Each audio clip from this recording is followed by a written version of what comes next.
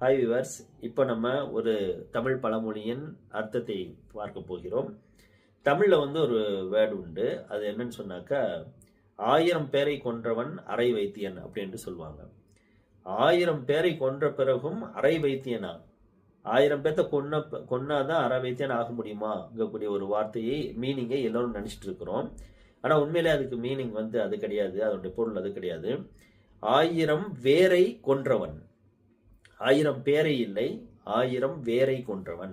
வேர் என்று சொன்னால் சித்த மருத்துவர்கள் அந்த காலத்தில் இந்த மூலிகை செடிகளுடைய வேர்களையும் மருத்துவத்துக்கு பயன்படுத்திருக்கிறாங்க. வேர் தான் ரொம்ப முக்கியம். நிறைய நரம்பியல் சம்பந்தப்பட்ட மற்றும் நிறைய சரும வியாதிகள் அந்த மாதிரி விதிகளுக்கு சித்த வைத்தியர்கள் அந்த காலத்துல சித்தர்கள் வேரை பயன்படுத்திருக்கிறாங்க. அப்போ 1000 வேர்களை பயன்படுத்தி அப்படியே ஒவ்வொரு வேருக்கு என்னென்ன மருத்துவ குணம் என்று சொல்லி அவங்க 1000 பேர்களை அதை அழிச்ச பிறகுதான் அரை வைத்தியர்ங்கக்கூடிய ஒரு நிலைமைக்கு வர்றாங்க. அதே தான் நம் தமிழில் 1000 வேரை கொன்றவன் அரை வைத்தியன் என்று சொல்லியிருக்கிறாங்க. அதை பிற்காலத்தில் என்ன ஆயிடுச்சுன்னு சொன்னாக்க 1000 பேரை கொன்றவன் அரை வைத்தியவன் என்று சொல்லி மாறிடுச்சு. ஓகே, தேங்க்யூ ஃபார் வாட்சிங்.